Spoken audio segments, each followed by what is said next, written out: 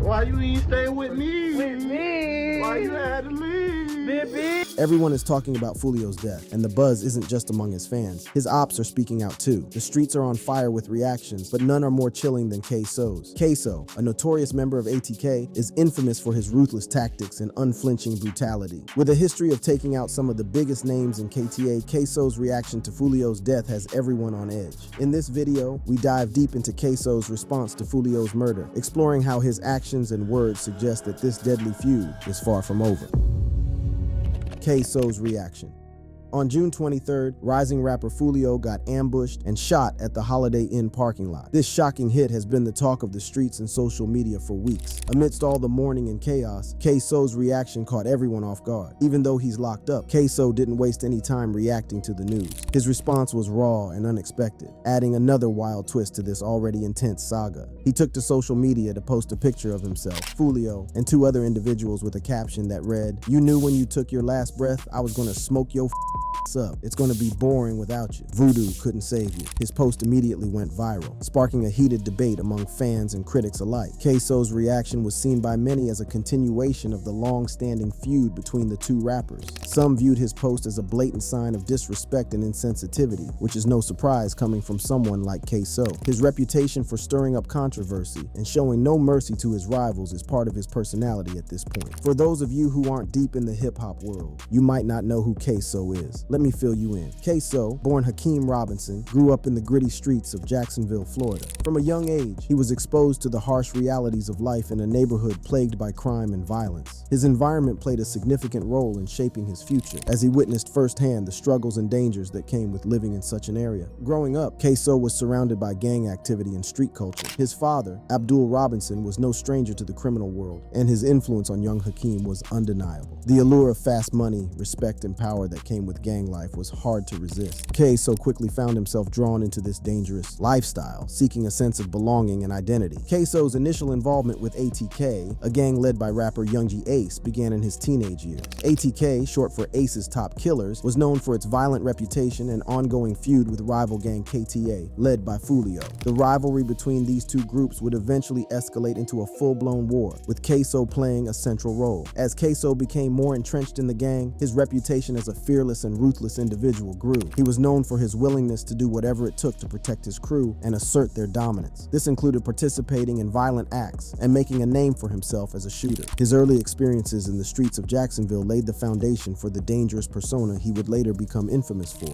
As a teenager, Ksoo discovered his passion for music. He started rapping and quickly gained a reputation for his raw and unfiltered lyrics. His music was a straight-up reflection of his life in the streets, filled with gritty tales of street life, violence, and survival. Ksoo's realness and fearless approach to his craft set him apart from other up-and-coming rappers in Jacksonville. Ksoo's rise in the Jacksonville rap scene was meteoric. He became known for his aggressive style and his willingness to call out his ops in his tracks. Over the years, Ksoo has cemented himself as a prominent figure in the genre known as murder rap. Murder rap, also known as horrorcore, is a subgenre of hip-hop that digs into dark and violent themes. Originating in the late 1980s and early 1990s, murder rap combines the raw, gritty storytelling of gangster rap with horror-inspired elements. Artists in this genre often rap about murder, violence, and death, using graphic and explicit lyrics to paint vivid pictures of the harsh realities of street life and psychological horror. Pioneers of this genre include the Ghetto Boys, whose 1991 album We Can't Be Stopped featured tracks like Mind Playing Tricks on Me that explored themes of paranoia and psychological torment. Another significant influence was the group Gravediggers, whose 1994 album 6 Feet Deep helped to solidify horrorcore's place in hip-hop. Murder rap's modern evolution is clear in the viral diss tracks coming out of Jacksonville, where Ksoo is from. Rappers like Young G Ace and Foolio have pushed the genre to new heights. Their songs often make direct references to real-life gangs, violence, and deceased rivals, mixing raw authenticity with shock value. This subgenre is highly controversial and often criticized for glorifying violence, but artists like Ksoo don't care. Just check out this clip of Ksoo's recording session and see for yourself. He's all about keeping it real. My mama told me chill, cause I be killing. For real? Man, for real, I be really killing. So it was no surprise that Ksoo had some mocking words to say about Foolio's death, especially considering how Foolio went out. The events leading up to Foolio's murder started with what should have been a fun celebration for his birthday. Born on June 21st, 1998, Foolio planned a weekend getaway in Tampa, Florida to celebrate. He and his crew rented an Airbnb, aiming to throw a lavish pool party, which seems like a risky move for someone with a lot of dangerous enemies like Ksoo. A lot of people had the same thought, including his fans. From the moment he announced the party, folks were already worried. On June 14th, Foolio posted an invite to his birthday bash on Instagram. Tampa, Florida, my Airbnb pool party. June 21st, DM ME for address. And my official birthday party, June 22nd at Club Teasers. Club address, 9700 North Nebraska Avenue, Tampa, Florida. Pull up, he captioned the post. In the comments section, fans voiced their worries about the dangers of hosting such an event. Why are you doing this birthday bash? Please cancel, one fan pleaded. Another added, man, ain't nobody trying to party with you and risk their lives. These comments weren't without reason. Foolio's history of violent encounters was well known among his followers. Foolio's fans had every reason to be concerned. The rapper had been linked to various shootings over the years. In 2021, he survived an attack where it was alleged that 100 bullets were fired at him as he stepped out of a recording studio. He only got a slight injury when a bullet grazed his leg. In July 2020, he was involved in another shooting incident in Texas. In a particularly scary incident, Foolio suffered a serious gunshot wound and broke several bones in his foot after being attacked by shooters while leaving a gas station near Paxson School for Advanced Studies. After surgeries in a Jacksonville hospital, he sued the hospital for allegedly revealing his location. Despite the warnings and his violent past, Foolio decided to go ahead with the party. When he arrived at the Airbnb, he shared a video on his Instagram story, inviting everyone to come through to the pool party. In the video, he mentioned the address of the Airbnb and told his followers to DM him for more details.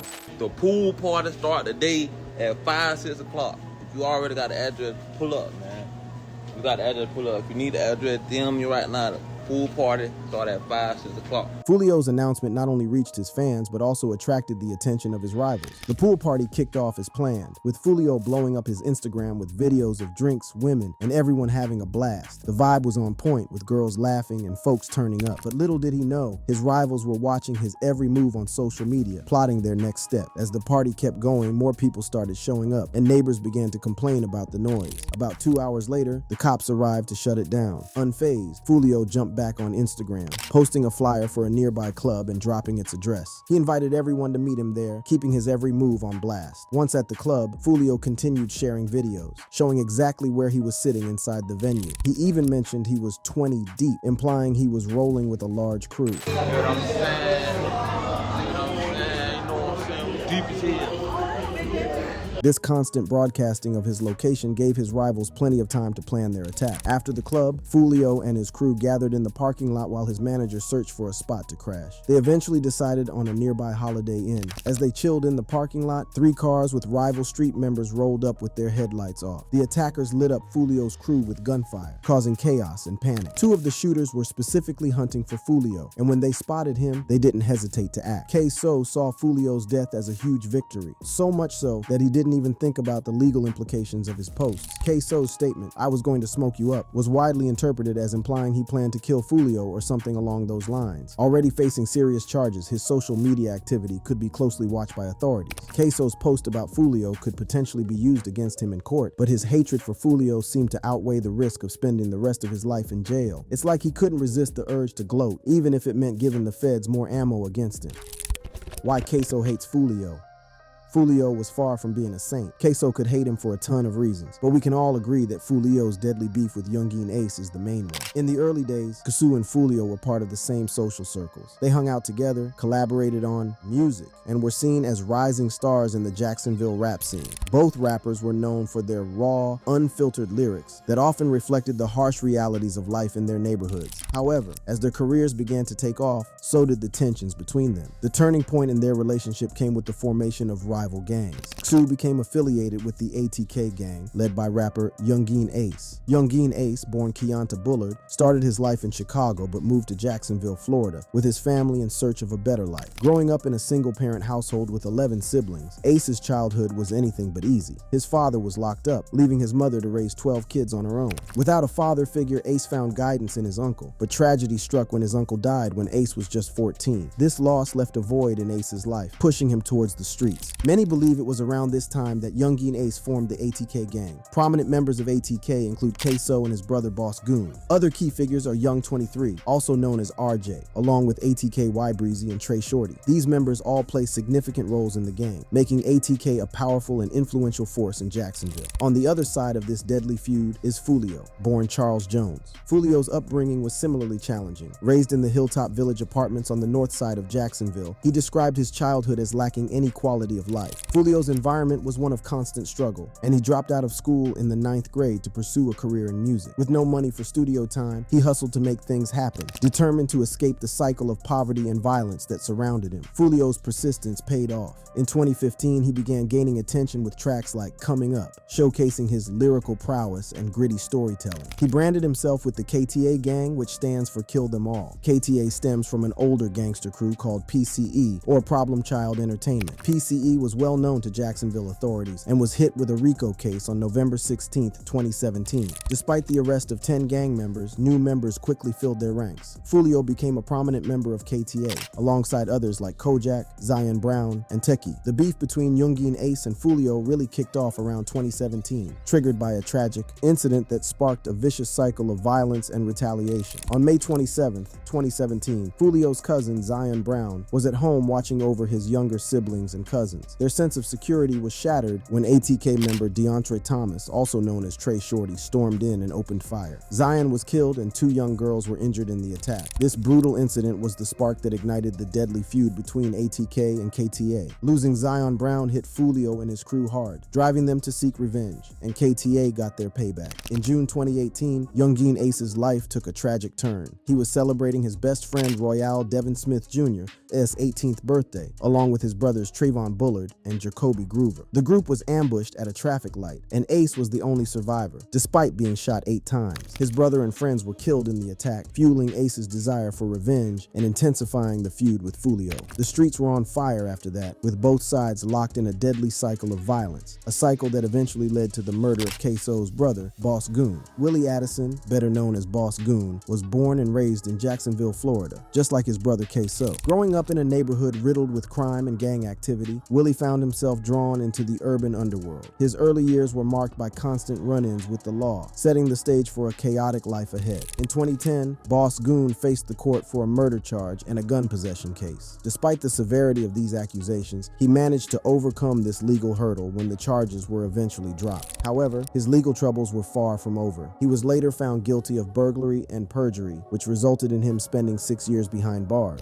Collectively, with his other cases and trials, he served a total of 10 years before gaining his freedom in June 2018. During his time in prison, Boss Goon reflected on his life and the choices that led him there. He was determined to turn his life around upon his release. To law enforcement, however, the release of Boss Goon meant that a known gang member was back on the streets, and ops saw him as a target to be eliminated. Despite the looming threats, Boss Goon was focused on a new path. He channeled his experiences into a budding rap career, hoping to use his music as an outlet for his past and a beacon for his future. Within a month of being home, he was already promoting the release of his upcoming singles. On January 5th, 2019, just 10 days before his tragic death, Boss Goon posted a flyer on his Facebook page promoting an upcoming performance on January 15th at the Paradise Gentlemen's Club. On that night, Boss Goon rolled up to the venue with his entourage, ready to enjoy the evening. As the night went on, he hit the stage, rapping and vibing with the crowd, fully immersed in the moment. Around 2 a.m. on January 16th, Boss Goon and his entourage left the club, piling into a silver Chevy Tahoe SUV with his father behind the wheel. They drove about 6 miles to Spring Park Road on Emerson Street in the Inglewood area of Jacksonville. Surveillance footage captured the chilling moment when a silver SUV, followed by 2 other cars, sped past their parking spot and unleashed a hail of bullets into their vehicle, firing over 100 times. Witnesses were left in shock as the gunfire erupted, marking the brutal end of Boss Goon's life. For Ksoo, the murder of his brother Boss Goon only fueled his hatred for Foolio and his crew. Ksoo was determined to get revenge on the KTA gang. One of the deaths he is linked to is that of Foolio's younger brother, Bibby, who was just 16 years old. Bibby, despite his young age, was caught up in the dangerous world of gang affiliations. His association with KTA and Foolio put him in a vulnerable position. A week before the tragic event that took Bibby's life, his close friend Therese Powell, known as the rapper K Shorty and an affiliate of Foolio, tried to warn him. K Shorty, who was incarcerated at the time, called Bibby from behind prison walls to caution him about the dangers he was facing, urging him to stay away from Foolio and the gang life. I say,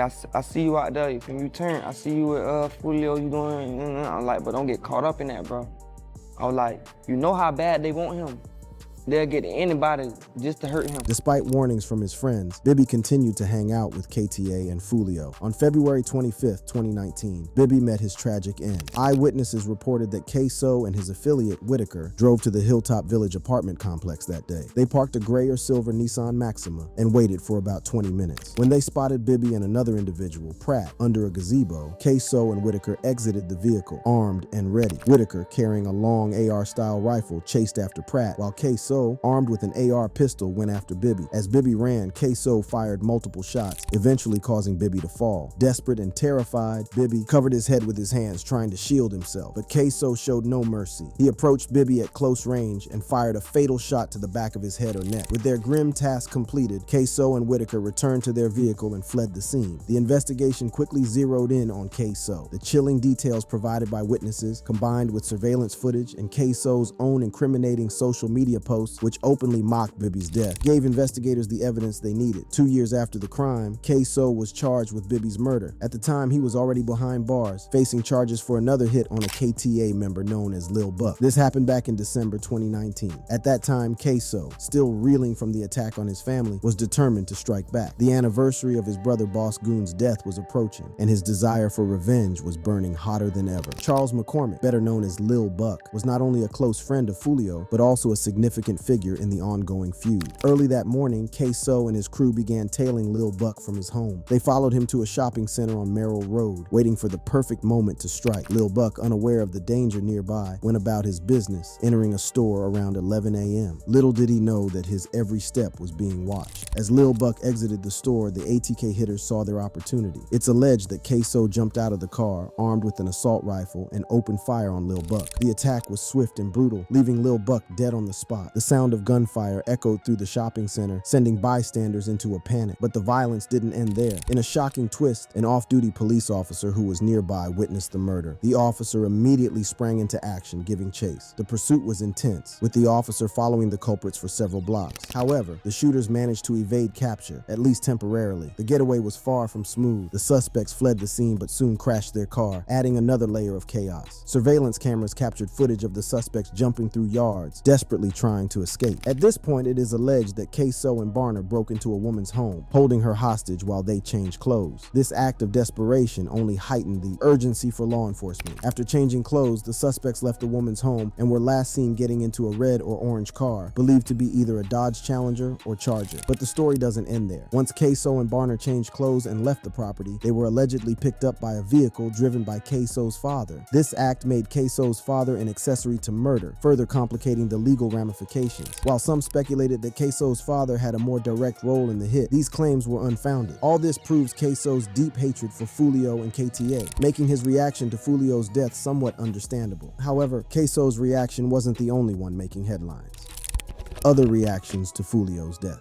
After Foolio's death, the initial outpouring of grief was soon overshadowed by another shocking development. Mere hours after Foolio's death, Youngin Ace released a diss track titled Do It, reacting to Foolio's death. The timing and content of the track added fuel to the already intense feud, leaving many in the hip-hop community stunned. In Do It, Youngin Ace delivers chilling verses about catching and finishing off his enemies, with lines that eerily resemble the events at the Holiday Inn. While Foolio's name isn't explicitly mentioned, the references are unmistakable. Ace spits lines like, "Catch his ass and do his ass, you know he finished, and flip his ass and smoke his ass, we stand on business." These lyrics, along with a video showing masked men attacking a man in a hotel parking lot, seem too close to the real-life murder to be mere coincidence. Many speculate that Ace is either confessing or boasting about the killing. The song's chorus is particularly haunting, with Ace seemingly calling for a hit, instructing others to do it, regardless of the circumstances. Ace raps, "I don't even call him by his name, I call them Lil Do It, let's do it. Just call the phone, say they got the low. I told them do it, do it. I ain't sparing shit. It's on site if we into it. Come here. He with his baby, do it. He with his do it. With his mama, do it. This money making Do It. Haha. The release of Do It shortly after Foolio's death was seen by many as a ruthless and calculated move by Youngin Ace. The controversy surrounding the track only added to the tension, but Ace wasn't finished. He decided to take it a step further. On June 28th, Youngin Ace dropped Game Over, a track that leaves no room for interpretation. The title itself carries grim connotations, but the lyrics are even more shocking. Ace raps, "Dead on the floor, dead on arrival, Mr. Six. I'm steady screaming out, the long, the six." Foolio was known to be part of the 6-block set, and Ace's words are a direct attack. Youngin Ace isn't even trying to be subtle here. He's blatantly disrespecting Foolio and his set. The line, "4 in the car and one of them dead, 3 got hit," directly references the circumstances of Foolio's death. It's a level of disrespect that's almost unheard of. Ace goes even further, detailing Foolio's death with lines like 5.56 increased the murder rate, another body on the way, and mask on, get up close, this another closed case. He even likens Foolio's death to taking shots of Don Julio tequila, saying, "Don Julio shots to the face." Youngin Ace is not the only one with a controversial reaction to Foolio's death. Charleston White, a controversial figure known for his outspoken views, reacted to Foolio's death with harsh words. "I told him they would go get him." Yeah, no, well, I didn't tell him they would go get him. I just knew they would go get him. Because the boy works hard to get got. In one remark, White questioned Foolio's judgment, suggesting that instead of partying, he should have been focusing on his safety. He insinuated that Foolio's decision to host a big event was asking for trouble, especially given his recent brush with death. Got his foot shot off, ain't supposed to be bouncing around on his birthday. Man, get somewhere and sit down and rest that foot and work your hips. Nigga supposed to be White also didn't hold back as he criticized Foolio's behavior, calling out his habit of taunting rivals and disrespecting the dead. He argued that Foolio's actions made him a target, suggesting his death was inevitable. White bluntly stated that no one should mourn Foolio because he brought it on himself. Should nobody be sad what did happen to Julio Foolio? One thing we know about it, he didn't go to heaven. That ain't good, wasn't it? Yeah, now one thing about it, he ain't in heaven. Now wait, that boy, listen, he had all the time in the world to apologize to them people. He was going to the graveyard, rapping at the graveyard. Man, that making people mama cry. However, the most heartbreaking reaction so far has come from Foolio's mom, Sandrika. Posting on Instagram, she revealed her plans to share her son's story through a documentary. Determined to tell the real story of his life and the events leading up to his murder, she wants to ensure that the truth is known. Sandrika's also voiced her frustration at being judged as an absent mother. She explained how she continuously tried to steer Foolio away from his dangerous lifestyle. She recounted the personal dangers she faced because of his choices, including being shot 8 times. In her own words, she expressed the struggle. MFs ask where his mom, it starts from home. Them not knowing I stayed on you about this beef chick, cussed you out, begged you to take stuff down, and when I was shot 8 times, I spared their lives even though mine was changed. Her determination to share Foolio's true story is not just a tribute to her son, but also an effort to highlight the broader issues of violence and retaliation in their community. Despite Foolio's death, it seems the beef is far from over. Spinabenz, one of Youngin Ace's affiliates, lost his brother shortly after Foolio's death in what appears to be a retaliatory attack. Many believe Spinabenz's family was targeted because following Foolio's death, Spinabenz took to Instagram and reposted one of King Von's old tweets that said, "Game over, we won." This led many to believe Spinabenz was celebrating Foolio's death as a victory. Spinabenz's brother's death suggests that the cycle of violence is far from over and more incidents are likely to follow in the coming days. Thank you for watching. If you enjoyed watching this video, click on one of the boxes playing on your screen to watch more similar content.